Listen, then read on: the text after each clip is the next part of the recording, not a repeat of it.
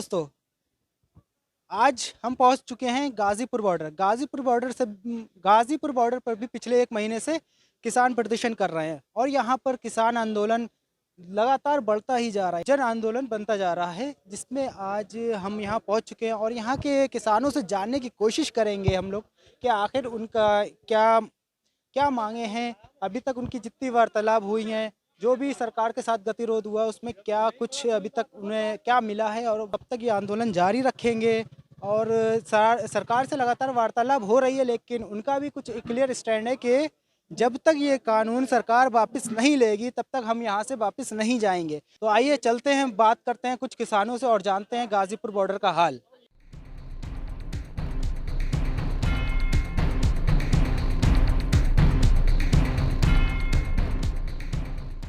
तो अब हम यहाँ पे पहुँच चुके हैं। आप यहाँ पे देखेंगे गाज़ीपुर बॉर्डर पे ये एक टेंट सिटी है।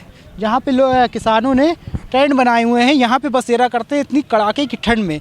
कुछ इन्हीं टेंट वालों से जानने की कोशिश करेंगे आखिर इनका यहाँ पे समय कैसा कट रहा है और इतनी सर्दी में इन्हें क्या क्या दिक्कत हो रही है और इस बिल के कितना ख़िलाफ़ है वो भी जानेंगे। क्या इस बिल में खामियां हैं जो इन्हें यहाँ पर रहने पर मजबूर कर रही हैं और सरकार के साथ गतिरोध करने पर मजबूर कर रही है। आइए कुछ लोगों से बात करेंगे, जैसे जानते देखें अंदर कौन है, अंदर दिखाइएगा।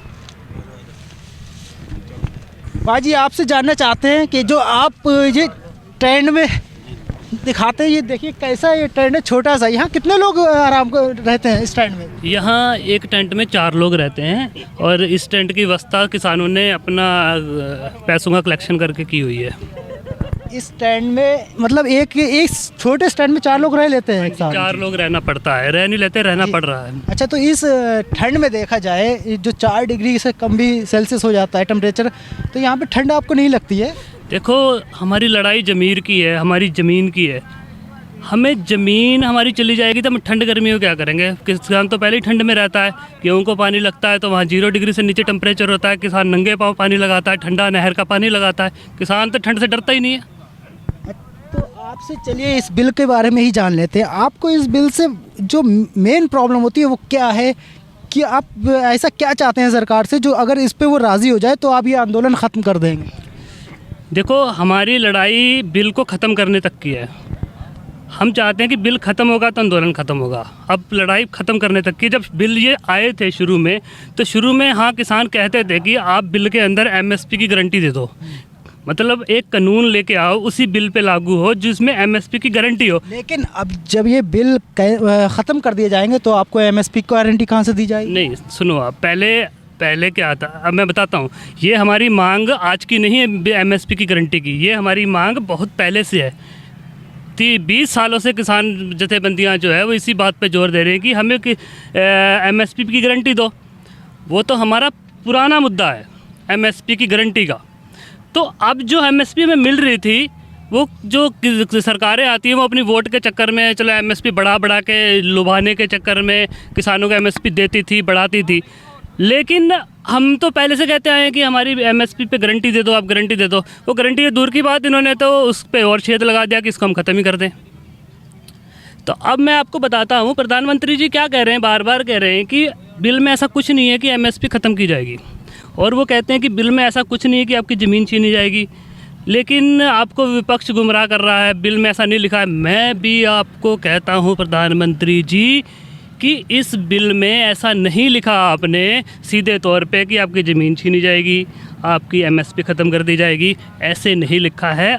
MSP कैसे ख़त्म की जाएगी ये हम बताते हैं आपको। आपने हमारे लिए क्या प्रोपगंडा तैयार कर रखा है जिससे हमारी MSP ख़त्म हो जाएगी और हमारी ज़मीनें बिक जाएंगी?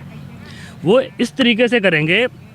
इन्होंने क्या करा है, कानून बनाया है कि प्राइवेट प्लेयर भी खरीद सकता है, कि कोई भी प्राइवेट आदमी आके वो खरीद सकता है। और उसमें बिल में ये लिख दिया भी कोई भी खेती करे वो किसान माना जाएगा, कोई भी खेती करे वो किसान माना जाएगा। पहले कोई भी खेती करे किसान माना जाएगा, इसका मतलब ये कॉर्पोरेट अगर खेती करेगा तो वो किसान माना जाएगा। इसका अगर कॉर्पोरेट खेती करेगा तो वो किसान माना जाएगा, मतलब उसको टैक्स में छूट देना चाहते हैं ये। ठीक है, अगर कॉर्पोरेट आज खेती करता है किसी तरीके की, कोई कंपनी लगा के करता है तो उसे टैक्स पड़ेगा। तो कानून है पहले तो ये लाया गया उसे टैक्स में छूट दी जाए। ठीक है, उसके बाद ये है कि MSP कैसे ख़त्म की जाएगी। प्राइवेट प्लेयर लेके आएंगे, वो आपका अनाज खरीदेंगे। अब क्या होगा कि मैंने गेहूँ बोई हुई है, इन्होंने बोई है, इन्होंने बोई है। मेरे पास 4 एकड़ ज़मीन है, मैंने गेहूँ बोई है। इनके पास 10 है, इनके पास जितनी भी है। अब गेहूँ पक्की तो क्या होगा कि ख़रीदार आ गया, प्राइवेट प्लेयर, तो एमएसपी है 1980 रुपये है, 1980 रुपये गेहूँ की एमएसपी है। तो प्राइवेट वाला आया, वो बोला मैं 2100 रुपये दूंगा आपको, आप गेहूँ मेरे को दो, कोई छटाई नहीं, कोई उसमें काट नहीं, कोई किलो बोरी नहीं, कोई बारदाने की कटौती नहीं, कोई आपसे पैसा नहीं, आप नगद पैसे उठाओ और भागो, जहाँ अपने अकाउंट में डलवा लो, सुनते जाओ आप, ठीक है। तो मेरे को तो लगेगा यार मैं तो अब किसान के मंडी में लेके जाऊँगा, एमएसपी पे तुलवाऊँगा, वहाँ तो बारदाने का भी खर्चा थोड़ा देना पड़ता है, वो भी देना पड़ेगा। उसके बाद खाते में पैसे आने में थोड़ा टाइम लग जाता है, 15-20 दिन लग जाते हैं, वो भी करना पड़ेंगे, पैसे भी थोड़े कम मिलेंगे। तो इससे अच्छा मैं इसे ही दे दूँ। किसान एक कॉमन सेंस है, कोई भी बंदा दे देगा, मैं दूंगा, ये भी देंगे, देखो देख सारे उसको देंगे। तो क्या सरकार ने एक मंडी सिस्टम बना रखा है, बहुत बड़ा मंडी सिस्टम है, उसमें बहुत से कर्मचारी हैं, उसका करोड़ों का बजट होता है, ठीक है। वो बहुत ही बड़ा सिस्टम है जो पश्चिमी उत्तर प्रदेश और हरियाणा पंजाब में बहुत ही प्रभावी तरीके से लागू है। तो पहले साल सबने गेहूँ कॉर्पोरेट को दे दी, दूसरे साल उसके 6 महीने बाद धान भी कॉर्पोरेट को दे दिया, 6 महीने बाद गेहूँ भी कॉर्पोरेट को दे दिए। 3-4 साल तक ऐसा चलता रहा कि सब कॉर्पोरेट को देते रहे, लेकिन सरकार के खाते में एक दाना भी नहीं गया। सरकार ने कांटे लगाए लेकिन वहाँ पे अनाज नहीं गया। उसके बाद क्या होगा, जब कोई भी सरकार है उस टाइम पे मौजूदा कोई और भी सरकार हो, कांग्रेस हो, कोई नई पार्टी आ जाए, हम नहीं कहते बीजेपी ही हो, हमारी लड़ाई सरकारों से नहीं है कि किसकी सरकार है वो क्या क्या करता है, हमें इस चीज़ से कोई मतलब नहीं है। हमारा मुद्दा जो है वो एक ही है। तो अब कोई सरकार देखेगी आके कि यार इस डिपार्टमेंट खाली पड़ा है, इसमें इतने कर्मचारी लग रहे हैं, इसमें इतना खर्चा लग रहा है। मोदी जी तो पहले ही हर डिपार्टमेंट को बंद करने पे लगे हुए हैं जिसमें घाटा पड़ता है, इसका बजट देता हूँ खर्च नहीं होता है। तो कोई भी सरकार आएगी वो मंडी सिस्टम बंद कर देगी, एमएसपी पहले छोड़ दे। केरला में तो पहले से, हाँ, तो वहाँ बिहार में भी है। तो वो मंडी सिस्टम जब बंद हो गया, प्राइवेट प्लेयर जो है वो तब खरीदता है। पे आज तक ऑब्जेक्शन नहीं किया 2100 रुपये नहीं, मैं बताता हूँ, वो भी बताऊँगा 2100 रुपये तब खरीदता था, क्योंकि उसे डर था कि ये मुझे नहीं देगा, मैं नीचे खरीदूंगा तो ये वो सरकार को दे देगा। तो जब सरकार वाला डर खत्म हो जाए तो वो 1000 रुपये खरीदेगा आपसे। जब उसने मुझसे 1000 रुपये गेहूँ खरीदी, एक टाइम ऐसा आएगा तब महंगाई बढ़ रही दिन ब दिन, महंगाई भी बहुत बढ़ जाएगी। मेरे से 1000 रुपये उसने गेहूँ खरीदी, मेरा खर्चा ही इतना आ जाएगा कि मेरा खर्च ही पूरा नहीं होगा, मेरा तो बैंक की लिमिट नहीं उतरेगी। मेरी जो लिमिट 3 लाख की चलती थी, जिसमें से पैसा वो आधा निकालता था, वो तो 15 लाख पे पहुंच जाएगी। मेरे घर में पैसे नहीं आएंगे, मैं तो जिनके पैसे देने हैं दे नहीं पाऊंगा। तो 1 साल घाटा खाऊंगा, 2 साल खाऊंगा, 3 साल खाऊंगा, तीसरे साल क्या होगा, मेरे तो घर में बच्चे खुद ही कहेंगे तुम क्या कर रहे हो, हैं तुम तो घाटा कितना खाओगे। तो फिर मुझे क्या पता चलेगा भाई साहब, मुझे ये पता चलेगा कि यहाँ से 1 किलोमीटर दूर जाओ, फलाना कोई आदमी है, उसने खेत बेचा है, किसी बड़ी कंपनी ने खरीदा है, बड़ा पॉली हाउस लगा रखा है, बड़ी फैक्ट्री लग रखी है, वो ज़मीन खरीद रहा है, अच्छे पैसों में खरीद रहा है। तो मेरे तो प्रेशर घर से भी बढ़ जाएगा कि तुम भी दे दो। तो फिर मैं क्या करूँगा, मजबूर हो, कर्जाई हो गया हूँ, क्या करूँगा, मजबूर हूँ, पैसा है नहीं अगली फसल पे लगाने के लिए। तो फिर मैं भी उसको ज़मीन देने चला जाऊंगा, चाहे वो किसी भाव में दूं, उसको मैं किसी भाव में ज़मीन दे दूंगा, जहाँ उसे मैं लीज पे ज़मीन दे दूंगा। जब उसको मैंने ज़मीन दे दी उसके बाद मैं खाली हो जाऊंगा। चाहे घर, आपको पता है घर में कितना भी पैसा आ जाए, कितने भी करोड़ आ जाए, कुछ ही दिनों में ख़त्म हो जाते हैं। पैसा आदमी कहीं ना कहीं खर्च कर देता है, ज़मीन खर्च नहीं होती है, पैसा खर्च हो जाता है। तो जब मेरे पास पैसा भी खर्च हो जाएगा तो फिर मेरे ही घर वाले कहेंगे, मेरे ही बच्चे कहेंगे तुम नौकरी कर लो, तुम खाली बैठे हो, अब खर्चा कहाँ से चलाओगे, तुम नौकरी कर लो।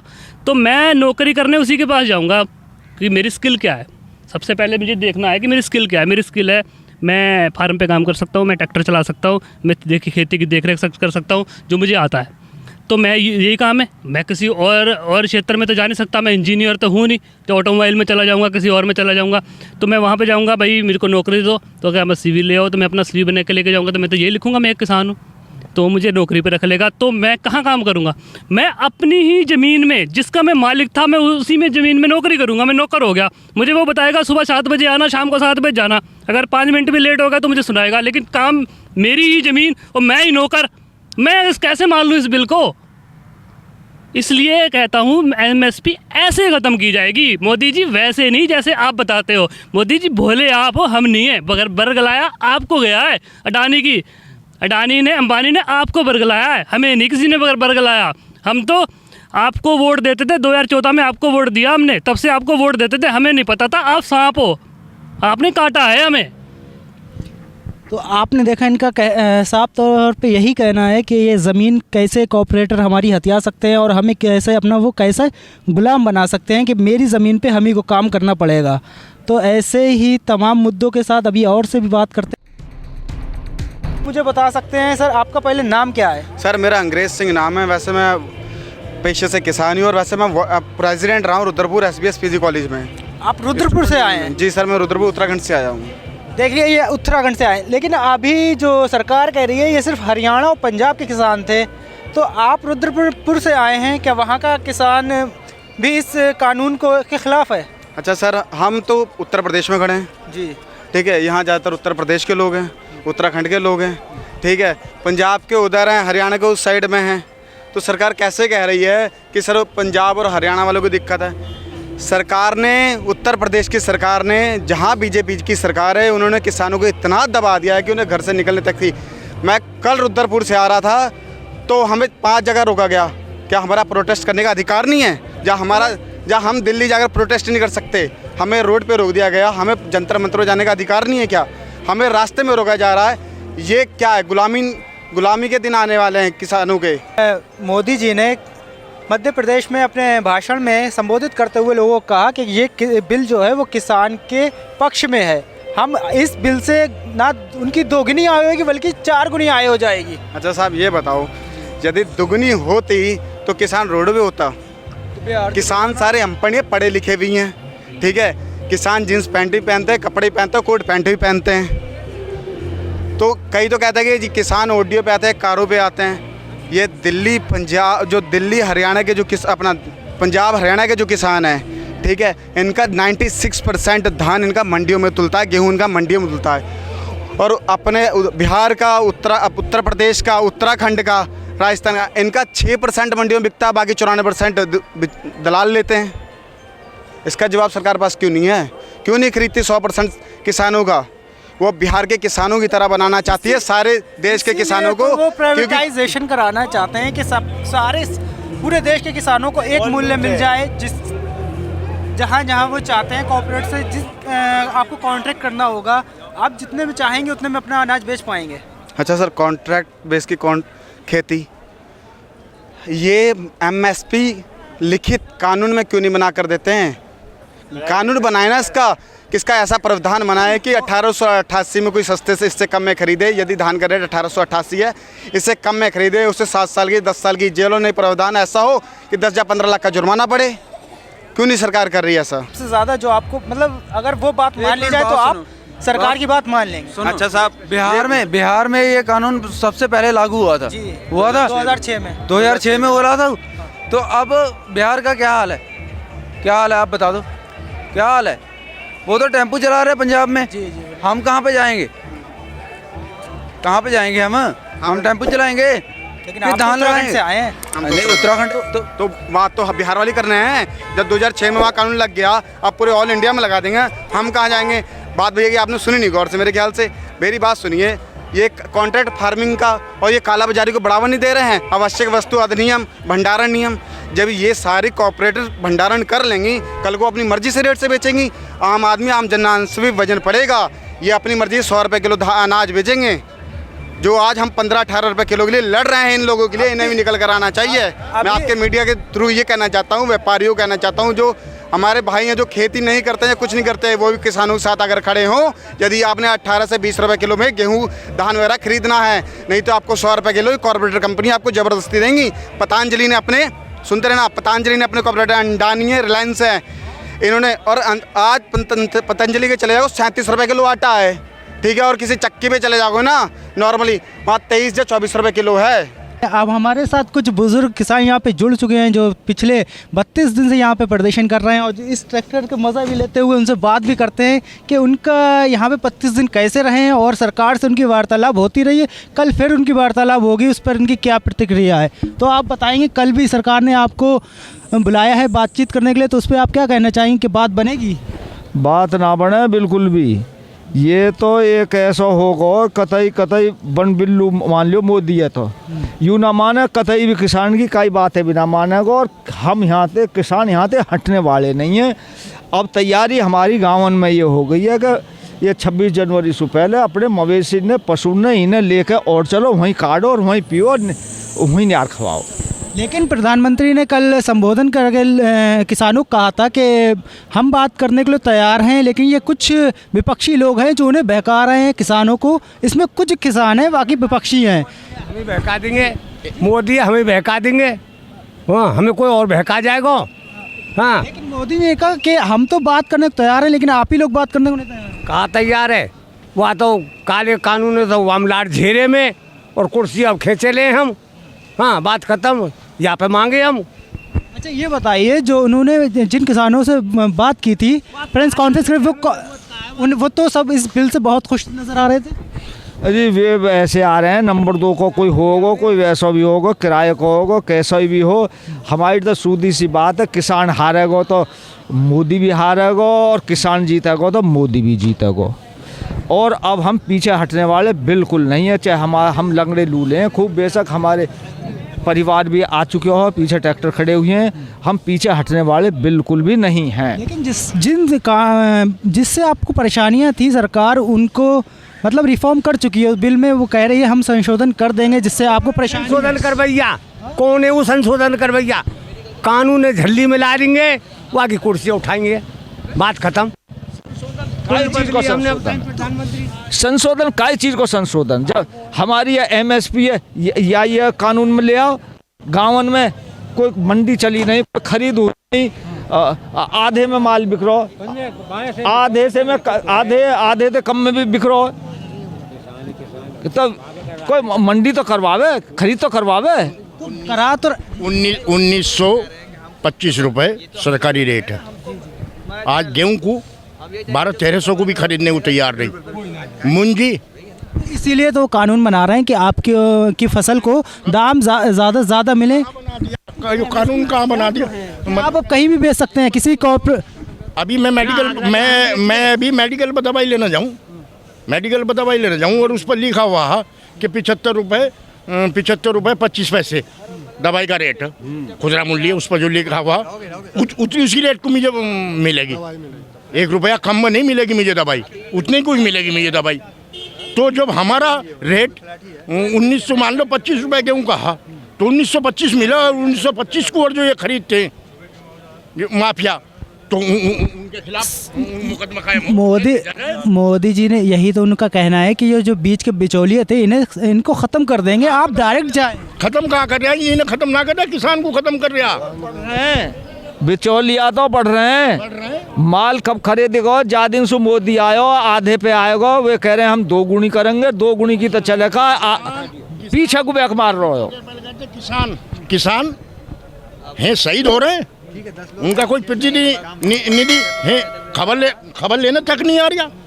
और पाकिस्तान में जा रहा के हो तो खबर लेने जा रहा है। नवाज शरीफ की माँ की, हाँ, नवाज शरीफ की माँ मर गई या दादी मर जा। 40 किसान मर चुके हैं अभी तक, कोई इसका उनका आज तक कोई प्रतिनिधि। हम तो ये कहते थे वो DM को भेजता, किसी और मिनिस्टर को भेजता, आज तक किसी को नहीं भेजा। और वो यो कह रहे हैं, एक बात और सुनने में आई, यो कह रहे हैं अरे ये किसान कहाँ? पहले तो जितने हैं किसान इनकी फर्ज निकलवा के देख ले, हाथों हाथ हैं इंटरनेट पर जितने हैं निकालते रहेंगे, फोटो सहित वो देख ले। नू कह रहे हैं किसान ना है, ये क्लियर कहना है ये विपक्ष है।